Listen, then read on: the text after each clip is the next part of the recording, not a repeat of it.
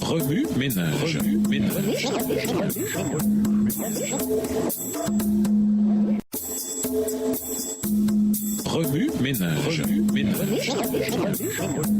Bienvenue dans notre émission Remue ménage. Nous voilà la leçon de lundi, la cause. Lisons Proverbe 31, les versets 8 et 9. Proverbe 31, les versets 8 et 9. Ouvre la bouche pour défendre ceux qui ne peuvent parler, pour défendre les droits de tous ceux qui sont délaissés. Oui, parle pour prononcer de justes verdicts. Défends les droits des malheureux et des pauvres. Mais parmi tous ceux dont les besoins réclament votre assistance, la veuve et l'orphelin ont les droits les plus grands à vos soins et à votre tendre sympathie. La religion pure et sans tache devant Dieu notre Père consiste à visiter les orphelins et les veuves dans leurs afflictions et à se préserver des souillures du monde. Jacques 1, verset 27. Et comment le Seigneur pourvoira-t-il aux besoins de ses indigents? Il accomplit un miracle sur le cœur humain. Il expulse l'égoïsme de l'âme. Il ouvre les écluses de la miséricorde. Il juge l'amour de ceux qui prétendent le suivre en livrant à leur tendre compassion ceux qui sont affligés et dépouillés, le pauvre et l'orphelin. Toute action bienveillante accomplie envers eux au nom de Jésus est acceptée par lui comme si elle lui avait été faite personnellement, car il identifie ses intérêts à ceux de l'humanité souffrante et il a confié à son Église la grande tâche du ministère par l'aide et la bénédiction apportée à ceux qui souffrent et sont dans le besoin. La bénédiction du Seigneur reposera sur tous ceux qui accompliront cette tâche de bon cœur. Mais ceux qui ne reconnaissent pas les exigences de Dieu ne sont pas les seuls qui soient dans la détresse et qui aient besoin d'être secourus. Dans le monde où règne aujourd'hui l'égoïsme, la cupidité et l'oppression, un grand nombre de véritables enfants de Dieu sont dans le besoin et dans la peine. Partout où se trouve une église, une attention spéciale devrait être accordée à cette classe de personnes et on devrait s'efforcer de les secourir. Ainsi donc,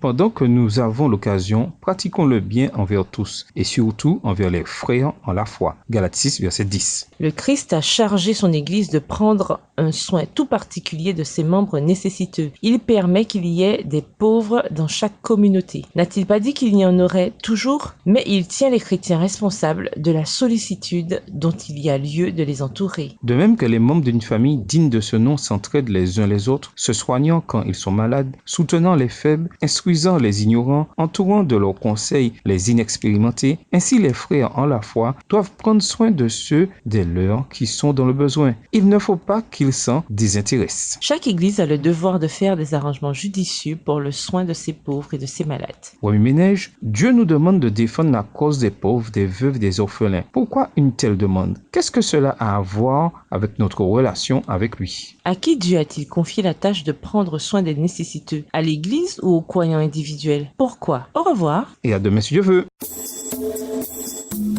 Remue ménage. Remue ménage.